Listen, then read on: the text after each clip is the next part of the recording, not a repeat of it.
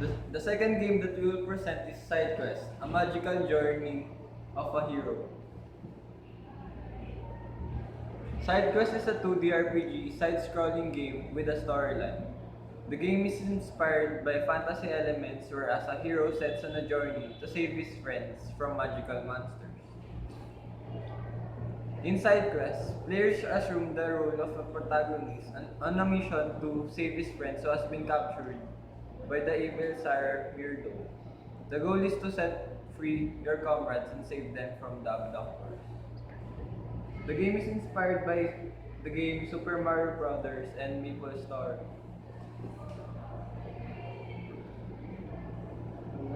Cut. Purpose of the game. The purpose of the game is to focus on the game developing and making it entertaining for the users.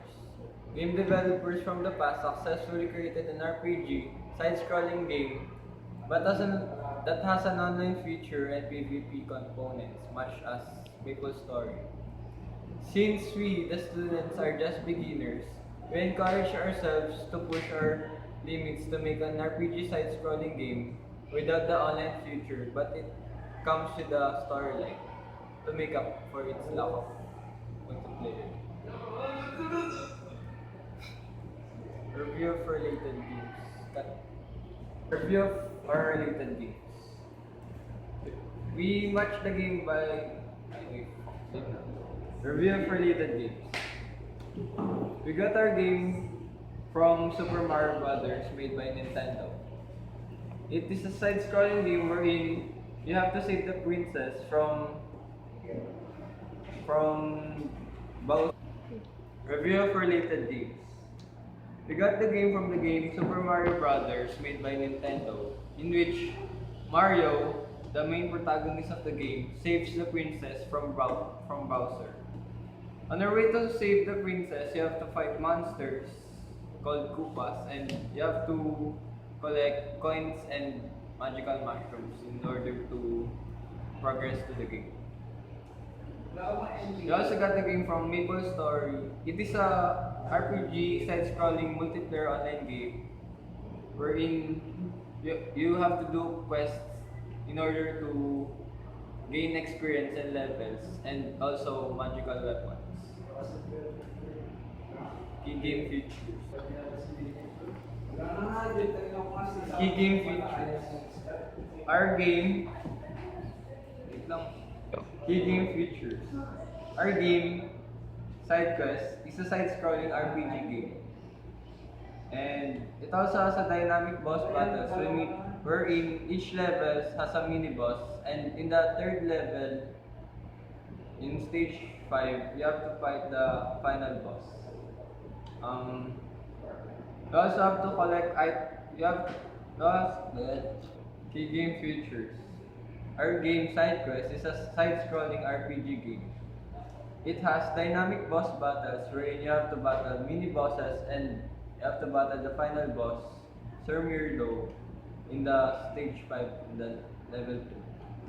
It also has collectible items in order for you to progress the game, in which you have to collect swords, shields, and armor in order to fight your way through the monsters. The variety of difficulty in levels is as the game progresses, the difficulty of the levels harden and is more difficult. So, in order to progress the game even more, you have to collect items again and again and upgrade it. The game SideQuest also has a storyline basis in which you have to save your friends from the evil monsters. Limitations. There will be no multiplayer feature for this game. It will only focus on storyline. The levels will also be limited to 5 per stage, and there will be a total of 3 stages.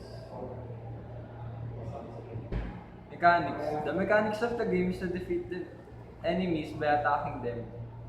The higher your level and the better weapon you use, the more damage your character deals to the enemy. For the movement, players will use the keyboard controls such as the WASD keys and the JK. When the player successfully passes stage, the player is instantly cured of all missing health and all ailments that are affecting you from by the monsters. Monsters also has a chance to drop items. Our target platform for this game is computer because of compatibility issues if we made the game on Android devices. Here is the hierarchical input process output model of our game SideQuest. This is the title. This is the tutorial. Level 1, Level 2, Level 3, Level 4, Level 5, and Stage 2, Level 1, Level 2, Level 3, Level 4, and Level 5. This is Stage 3, the final stage. Level 1, Level 2, Level 3, Level 4, Level 5. As the game progresses, as you can see, there will be more enemies along the way.